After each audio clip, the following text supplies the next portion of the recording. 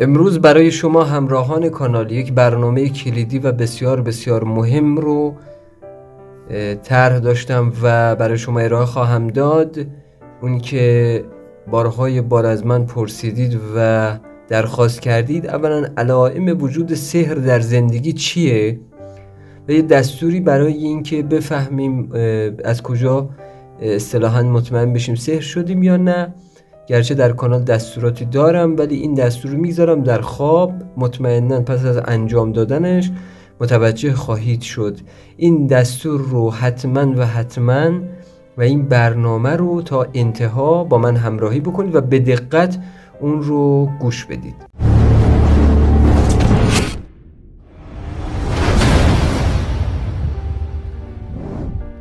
با نام و یاد دادار پایدار و با درود و عرض ادب به پیشگاه شما گرامیان همراهان کانال در هر کجایی که هستید، امیدوارم بدور از کجی و کاستی همراه با تندرستی باشید. و شما گرامیان، یک مطلب رو بارهای بار براتون تکرار کردم، اون که اگر واقعا در زندگی میخواید به درجات بالا برسید، چه در علوم غریبه چه غیر علوم غریبه، به پدر مادر و بزرگتراتون خدمت بکنید و این رو سرلوحی داشته باشید برای کوچکترهاتون. عزیزان، من در اصطلاح برنامه ها معمولا مدت هاست که چیزهایی دارم بیان میکنم از واقعیات و اینها. امروز میرسیم به علائم وجود سحر. من قبلا علائم وجود جن در منزل رو براتون توضیح دادم که حتما در انتهای همین برنامه خواهم گذاشت و 2-3 برنامه مرتبط و اون پلیلیست رو حتما برید اون رو ببینید. اما امروز به علائم وجود سحر میپردازم. اول یه اصطلاح توضیح کوتاه میدم و قبل از اینکه این رو شروع بکنم عزیزان، من یه چیزی بهتون بگم. عزیزانی که اینجا اومدن دنبال این موجود و آن موجود و شناسنامه موجود چیه، نمیدونم شما موجود رو برای ما توضیح بدید، من برنامه رو میذارم شما رو آگاه بکنم از خطرات. طرف میاد برای من می‌نویسه که شما چرا نمیگید اون موجودی که میاد شاخ داره دم داره، یا واقعا ماوراءالطبیعه رو اینجوری فهمیدید که بسیار اشتباهه. اینجا هیچ کسی ثبت احوال موجودات نداره، یا اینکه اگر واقعا دنبال اینجور مسائل هستید و داستان‌های به درد نخور، برید تو همون کانال‌های این داستان‌ها رو بگردید که دنبال فلس اژدها میگردن و نمیدونم سوار اژدها سواری میشن و اینجور چیزها. اینجا از این صحبت‌ها نیست. کانال ما برای آگاهی رسانی و برای واقع گفتن واقعیات هست. خب من بدون هیچ گونه به اصطلاح اتلاف وقتی میرم سراغ وجود سحر. عزیزان دوستان، شما وقتی در یک جای سحری وارد میشه، سحر میدونید، سحر به هیچ وجه شما نمیتوانید سحر رو از طریق غیر موکل انجام بدید. یعنی حتما سحر باید فقط و فقط از طریق چی انجام بشه؟ از طریق خدام انجام بشه. به هیچ وجه غیر اون نمیتونید انجام بدید. پس وقتی سحری در یک منزلی وارد میشه عزیزان، همراه با اون چه میاد؟ خدام تعهددار، خدامی که متعهد هستن و تعهد دارن و این رو شما باید بدونید، بسیار بسیار مهم هست. خدامی که بهش تعهد دارن و این امر رو به اصطلاح می شود گفت که دارن نسبت به اون چیزی که بهش تعهد دارن. چه بهش تعهد دارن؟ اون سحر. نوشته هایی که در سحرها هست چه هستن؟ تعهد و قسم نامه ها، توکیل ها. اینها باعث میشن که اون خادم به اونها تعهد پیدا بکنه. حالا یک سری چیزهای دیگه هم داریم به نام طلاسم، که اگر طلاسم با سحر قاطی بشه، و من قبلا در موردش هم توضیح دادم که به چگونه هست و به چه صورت، در اون قسمتی که توضیح دادم نیروها با چگونه وارد خونتون میشن، اصلا سحر چه کار میکنه و اون طلسما چه کار میکنن که نیروها رو میگیرن و مجبور میشن برای به اصطلاح این امور. اونها رو در انتهای همین برنامه میذارم برید نگاه بکنید. منتها من صحبتم الان نیست، با اون قسمتش کار ندارم، با این کار دارم که شما یه سحری رو طرفی انجام داده. حالا این سحرها رو به چند گونه انجام میدن. یا سحرهای کتابتی هست که خب می نویسن در یک کاغذی و یه سری علائم استران کارها انجام میدن، میفرستن برای شما. یه سری سحرها هستن که این سحرها سحرهای ارسالیه. سحرهای ارسالی باز به دو نوع اصطلاحاً تقسیم بندی میشه. یکی از این انواع این سحرهای ارسالی، خب ارسال هاتف سحره که این کسی باید باشه که بسیار قدرتمنده و ساحر قدرتمندیه و نیروهای تحت امر قدرتمندی داره. یک نوع دیگه از سحرهای ارسالی سحرهای نشانداره. سحرهای نشاندار چه هستن؟ مثل بندهایی که در اون میدمند. پس سحرهای نشاندار و سحرهای ارسالی همه در یک جا جمع میشن. حالا این سحر هاتف، کسانی که با هاتف سحر میکنن، مثل ارسال وسواس الخناس، اصطلاحاً ارسال تبایف وسواس. و یه زمانی هم هست شما طرفی اصطلاحاً میشود گفت که خدامی داره و از اون طریق برای شما سحر انجام میده. شاید عزیزانی در خراسان باشن، عده‌ای رو میگن طرف صوفی هست. چیکار میکنه؟ بند برمیداره، حالا با آب دهنش میزنه یا چیزی میخونه در اون، میدمه، فوت میکنه، میکشه و میبنده. به شما میگه مثلا این رو ببر فلانجا چال بکن، این رو ببر این کارو بکن، این کارو بکن. اینها جزء دسته اسحاری هستند که به اصطلاح میشود گفت که چیکار میکنن؟ همراه با اون نشانی که طرف مقابل این رو حالا آب دهنش رو زده یا چیزی کدی بوده که داده و یا این که حالا هاتفی رو فرستاده، نیرو به وسیله اون وارد چی میشه؟ منزل شما. در هاتف ها عزیزان زمان کوتاه، انجام سریعتر. زمان کوتاه، انجام سریعتر.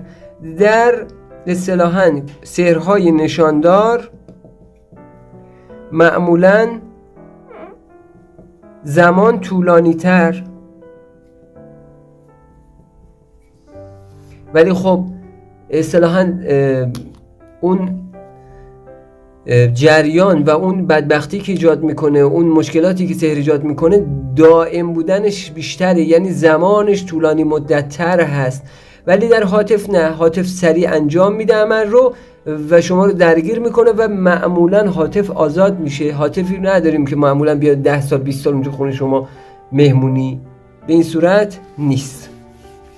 پس اون سحرهایی هم که سحرهای کتابتی هست و شما حالا چال کردنی از شما ممکنه در طلاسم هم ازش استفاده بشه، اینها با اونا کاری ندارم. حالا میرم سراغ علائم وجود سحر که چگونه بفهمیم که آیا توی یک منزل سحر وجود داره یا نه. دوستان تا اینجا رسیدیم. قبل از این که علائم رو بهتون بگم، من دستور رو سریع بهتون بگم. اگر میبینید این کانال اصطلاحاً کانالی هست که حقیقت برای شما میگه و قابل ارزش هست و در دسترس دیگران هم واقع بشه این کانال، لطف بکنید ابتدا برای ما 2 یا چند کامنت انگلیسی بگذارید و حتما لایک رو به زحمتش رو بکشید و عزیزانی که سابسکرایب نکردن حتما سابسکرایب بکنن، در کانال عضو بشن. سپاسگزاریم. زنگوله کانال رو بزنید و بذارید روی همه. حتما زنگوله کانال رو فعال بکنید عزیزان که در لایو های شبانه ما، در برنامه های ما اول نفری باشید که میفهمید. و حتما گزینه شیر رو بزنید عزیزان، شیر یا همرسانی، برای دیگر عزیزانی که نیاز دارن به این دستورات انشالله در دسترسشون قرار بگیره و اطلاع رسانی بشه. عزیزانی هم که میتونن در خارج از طریق گزینه سوپر تانکس و یا پیپل به کانال کمک بکنن. سپاسگزارم از شما. خب اولین چیزی که یه موجودی وقتی وارد خونه شما میشه برای شما دوچار مشکل میکنه شما رو، درگیری با عماره. وقتی درگیری با عمار برای شما پیش بیاد، فضای خفقان، کم شدن ارزاق، در خواب تشویش، معمولا حس گریه ناگهانی، حس خنده ناگهانی که این کمتر هست این بیشتره برای شما پیش میاد. در اولین جایی که شما میبینید این علامات سریع ظاهر میشه. حالا همه اعضای خونه به نسبت‌های مختلف دچار این جریان میشن. چرا؟ چون اولین چیزی که برای شما پیش میاد این هیته عمار دچار مشکل میشه، نیرو به زور وارد شده، درگیری پیدا کرده. من قبلا در مورد این عمل عمار صحبت کردم، خیلی متاسفانه عمار رو بد فهمیدن و همونجور دارن بد انتقال میدن. عمار کارشون این نیست عزیزان. عمار در وهله اول نگهبان معماری هستن، نگهبان بنا و فضای انرژی اونجا هستن. میان وارد این مکان میشن و شروع میکنن به درگیری با عمار و خب معمولا نیروهای سحر قوی هستن. و مطلب بعدی، در خانم ها معمولا یه سری نشانه ها پیش میاد. یکی اشکال در حالات طبیعی اون دوره طبیعی بدنشون، یا قطع میشه یا بیش از حد شروع میکنه به فعالیت. سردردهای نیمکاسه سر، دردهای بیدلیل معده و روده. مطلبی که بسیار بسیار مهمتر از این هاست، انگار یه چیزی در گلوی شما گیر کرده، هی میخواید عق بزنید. معمولا در سحرهایی که سحرهای خوردنی هست این زیادتر دیده میشه، ولی در معمول بقیه اظهار هم این یکی از نشانه های بسیار بسیار بروز یافته هست. انگار یه چیزی سر دل شماست، مرتبا میخواد عق بزنید بیاد بیرون ولی نمیاد بیرون و بسیار بسیار شما رو اذیت میکنه. دعوا، درگیری، بعد سر و صدای بیجا در منزل، یعنی مرتبا سر صدا میاد از تو منزل نمیبینید. به هم ریختگی بیدلیل منزل، کثیفی بیدلیل، یعنی شما هی جارو میکنید خونه رو، تمیز میکنید، آدم اهل تمیزی هستید، میبینید یهو خونه اصلا یه جوری به هم ریخته و کثیفه. اشکال در خواب، خستگی در خواب، یعنی از خواب بلند میشید میبینید خسته هستید، حال درست حسابی ندارید، اصلا نمیدونید چی کار بکنید.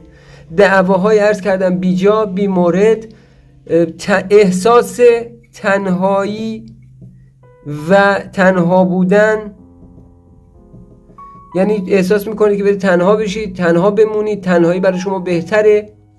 بعد در گاهی از حالات صدا کردن بی دلیل شما، صداهای خورخور شنیدن. خورخور یک انگار یه نفر داره نفس میکشه به حالت خورخور در گوش شما، یا زمانی که خوابیدید این حالتها در شما ایجاد میشه. حالا حالتهای بدنی هم که عرض کردم بماند، سیستم ایمنیتون به هم میریزه، کمخونی شدید میگیرید چون تغذیه از شما بسیار بالا میره، تحت تشعشع واقع میشید، کمخونیتون بسیار بسیار زیاد میشه. گرچه ما ایرانی اکثرا کمخونی داریم، ولی این در احوالاتی که کسانی که دچار مشکل سحر هستن این بیشتر از حد زیاد عواملی هست که بی دلیل وقتی به آینه نگاه میکنید خودتون رو پیرتر میبینید. این رو تصرف میکنن در تخیل شما و گاهن چیزهایی رو میبینید، مثلا میبینید یه گربه داره رد میشه، یهو نگاه میکنید نیست، یا میبینید یه نفرید عین شما هست، یهو برمیگردید میبینید نیست، یا میبینید مادرتون اومد یهو سرتون رو میچرخونید نیست.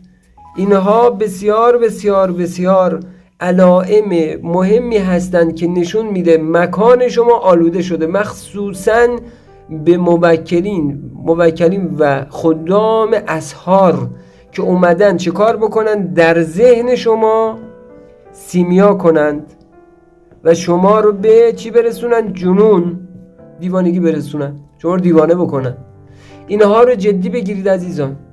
بارها من توصیه کردم حتما برنامه ام العفاریت و برنامه چسبک، انصراف از ماورا، اینایی که دارم بهتون میگم حتما ببینید. جادوگر جنیان، من این رو در همین اصطلاحاً پلیلیست انتهای برنامه هست و واقعیات ماورا و تسخیرات، در اونجا برید حتما این برنامه ها رو به دقت نگاه بکنید، ببینید چه هستن اینها، چگونگی ورود جن به منزل، چگونگی بفهمید در منزل اینا رو نگاه بکنید عزیزان و بفرستید برای اونایی که نیاز دارند. خیلی از چیزها رو عزیزان خودتون با دست خودتون وارد زندگیتون میکنید، زندگی خوشتون رو تبدیل میکنه به جهنم. حالا من یه دستور براتون الان میگم، این دستور رو انشالله انجام بدید، متوجه خواهید شد. گرچه این علائم رو داشته باشید بیش از 80% مطمئن خواهید شد، ولی خب این دستور هم عزیزانی که خواستن میتونن انجام بدن. 3 شب شما میتونید در هفته اول، دوم تا قبل 20 ماه قمری میتونید این دستور رو انجام بدید. هفته اول، هفته دوم، دیگه اوایل هفته سوم قبل از 20 میتونید انجام بدید. یا روز یک شنبه باشه عزیزان، یا روز دوشنبه باشه، یا پنجشنبه و یا چهارشنبه. فقط جمعه، شنبه و اصطلاحاً سه شنبه نباشه. شما در پشت نمازتون وقتی نمازتون رو خوندید، اگر نماز ندارید، مثلا پیرو ادیانی هستید که نماز ندارید، این ذکر رو میگید. این رو 101 مرتبه میگید. یا سمیع و یا بصیر، یا سمیع و یا بصیر. مثلا عزیزانی که پیروان حضرت عیسی ابن مریم هستن، پیروان حضرت کلیم الله هستن، پیروان حضرت زرتشت هستن، البته اینا در اصطلاح نیایش دارن، در همون نیایشی که کردید میگید یا سمیع یا بصیر. یه دونه تسبیح بردارید 101 مرتبه این رو بگید. بعد که شب که شد قبل از خواب شما میبایست یک مقدار آب بردارید و چیزی که میگم در این آب بخونید. یا مفتح الابواب افتح لی ابواب غیبک به موضوع کشف سحر. میتونید این رو تا اینجا بگید، یا مفتح الابواب افتح لی ابواب غیبک، برای کشف سحر برای فلان. اینجا حتما نامتون رو باید بگید با نام مادرتون. این رو حتما این رو عزیزان میبایست در اون لیوانی که هست 72 مرتبه بگید. حالا میتونید چیزی که میگم رو قبل از این بگید، میتونید بعد از این بگید عزیزان. سوره کوثر که 3 آیه بیشتر هم نداره، 72 مرتبه سوره کوثر رو میخوانید و در همین آب میدمید. این رو هم در این آب میدمید. آخرش هم صلوات مخصوص رو 14 بار میفرستید. صلوات مخصوص چه هست؟ اللهم صل علی محمد. من اینجا میمیسم اللهم صل علی محمد و آل محمد و علی انبیاء و المرسلین علیهم اجمعین. این صلوات مخصوص 14 سری میفرستید.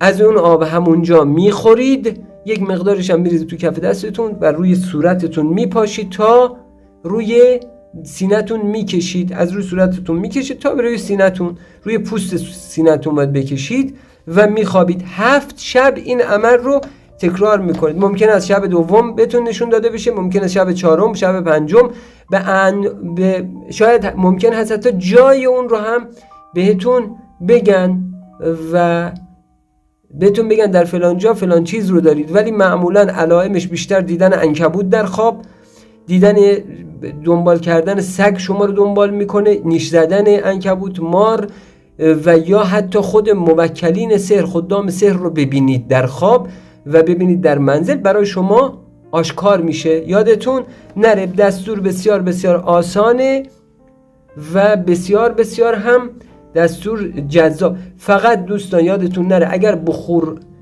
نداشتید دانه سپند دود بکنید، بخور داشتید حتما لبان ذکر، لبان انثی پوزش بخوام کندور به اضافه تخم سپند دود بکنید در هنگامی که این عمل رو دارید برای آب انجام میدید و میخوانید. انشالله که این دستور رو هم برای دیگران هم ارسال بکنید که بتونن ازش استفاده بکنه و این هم من هدیه میدم به تمام اعضا. دستورش هم اذنش هم داده شده، انجام بدید انشالله، برای دیگران هم بفرستید انشالله که ازش نتیجه مطلوب رو میگیرید. کانال رو دوستان حمایت بکنید به شدت که در دسترس بقیه عزیزانی که نیازمند هستن به این دستورات و در این راه دچار گمراهی شدن انشالله واقع بشه. از اینکه با ما همراهی کردید سپاسگزارم. شما رو تا برنامه بعد و همچنین ساعت دعا به دادار پایدار میسپارم. دادار پایدار یارو یاور شما.